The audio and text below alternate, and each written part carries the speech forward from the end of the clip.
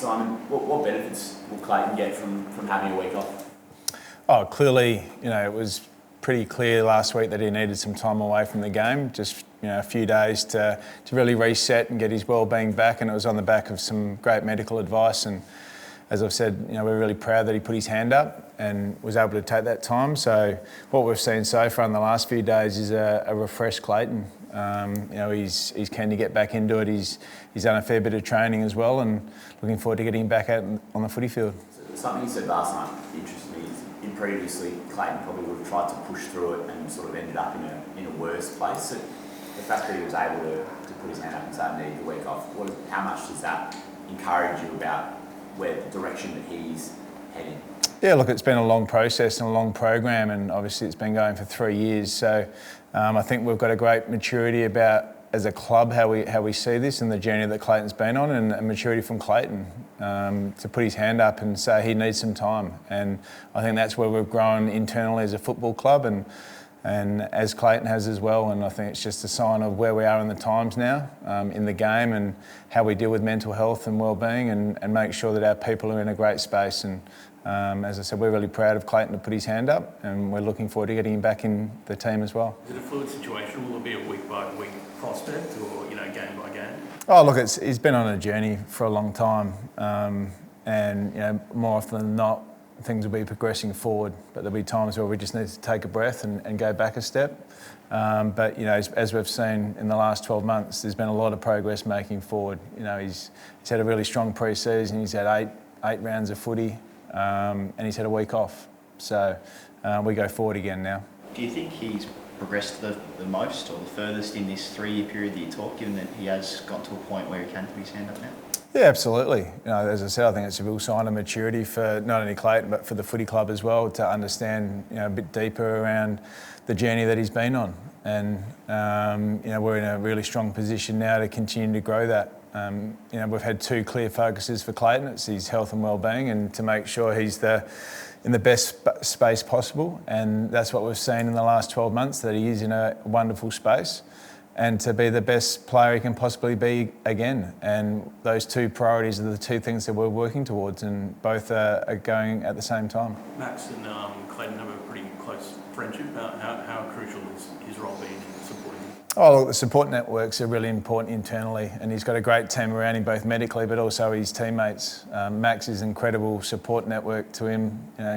He spent some time with Max on Monday night. He's been around with Christian and the 2 Christians for dinner last night, spent a lot of time together. So his support networks internally are really strong. He's got a lot of great connections here and a lot of support here. Do you find the fact that there were numerous reports again about Clayton's future that came out over that period, do you find that frustrating? You've clearly said that they're not true. Yeah, I think it's more importantly Clayton finds them frustrating. That's the biggest thing. Clayton, for one, is frustrated by them because they're not true, and he hasn't got resentment. He's not upset about game time. He's not upset about the things. He's really content and happy, and a lot of those things were dealt with, previously at the end of last season. He's in a really good space in that mindset, and he wants to be the best teammate he can possibly be. So that's where the frustration comes. And as I said, last night, for the big part, the media are very, in terms of how they dealt with Clayton spending some time away. As I said, as an industry, we're quite mature about the approach that we took, and very accepting of that. But then the reports come out about some of the reasons why he might need some time off. They just weren't the case. Often, when it was quite a detailed report that was put out on Monday night about those 3 reasons, which you've said aren't correct. Usually there's an element of truth somewhere in a story. So is any part of that true? Look, I can only speak for the conversations with Clayton, and people, or the journalists, may talk about the Oliver camp of such, that the Oliver camp is Clayton.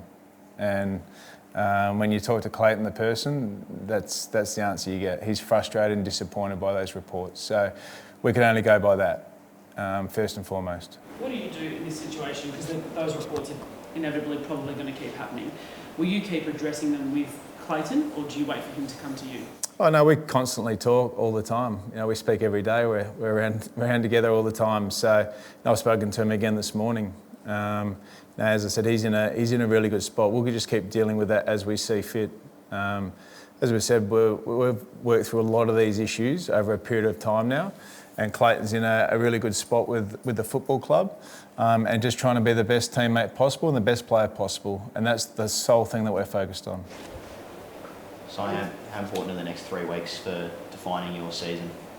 Oh, look, I think, when you're 0 and 5, it's important that you continue to improve your game.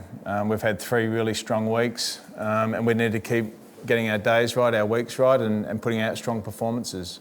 We certainly understand that where the season sits for us, it's delicate, and it's going to be delicate the whole way through. But we've got this ambition to continue to improve and really reach our potential as the year goes on. And that's a matter of just getting our days and weeks right. And this week's a great challenge for us against Hawthorn. How much stability is Jake Melbourne providing to your forward line? It seems, you're really hitting your strides with him inside. Yeah, look, I think you're seeing right across the competition, guys of a mature age, 33, 34, 35-year-olds, whether that be, Pendlebury, Sidebottom, Gawn, you're saying Melksham, the stability and knowledge that they bring your team and the performance is so valuable. And what we're seeing with Jake at the moment, his leadership inside the forward 50 and his ability to execute a role for us is just making our younger forward line, that little bit better week after week, and he's teaching the guys how to play the game. So we really value what Jake's doing for our footy team, it's just seeing our younger players grow with it. How well have the last 3 weeks set you up for this 3 weeks, Simon? Clearly things go up a notch now. Yeah, look, we're a different team. As I've said, we've explored a different way of using the ball, but what we value in the last 3 or 4 weeks has completely shifted. We've become really strong around the footy again, and we're defending to a fairly high level. And they're the 2 things that we know will drive our game forward the most. And the rest of it, in terms of the offensive and the ability to score, we feel like we've done the training, and that'll start to evolve more and more as the year goes on. But the core essence of our game, we're valuing to a high level, and that's why we're in better form than what we were previously. You've got a really good track record since 2018 against Hawthorn, and Max always seems to rise in these games. Does that give you confidence? Yeah, look, it's been a long time since we played the Hawks. I think it was maybe round 4 last year. So it seems like it's been a long time since we've played them, and they're a different team.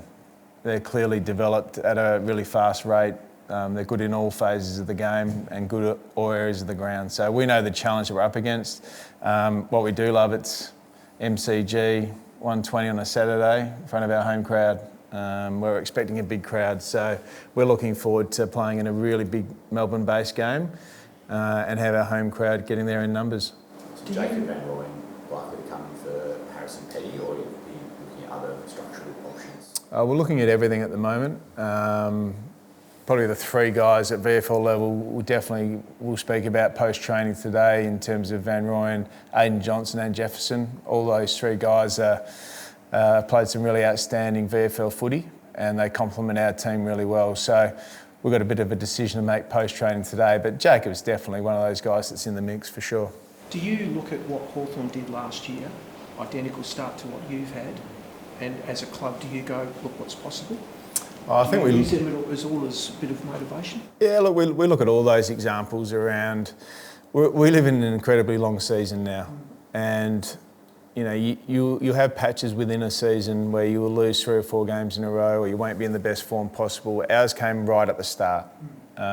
So we need to make sure that we continue to grow and make sure we see the totality of the season as what it is. And there's been teams that have come from our position, had really strong seasons, and there were 2 great examples last year in Hawthorn and Brisbane, and I think the year before it was Carlton. So there's certainly teams that have been able to improve as the year gone on and get on a roll, and that's our aim, is to continue to get better and find our way into the season. There was some talk yesterday about coaches disliking the sub rule. Where do you sort of sit on it, and if you dislike it, what's your solution?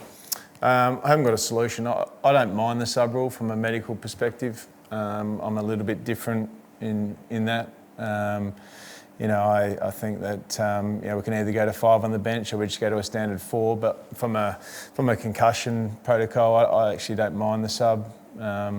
It's just one of those things in the game that we've had to deal with over time and get used to. Want more content? Click on the videos below and keep the momentum going. I'll catch you in the next one.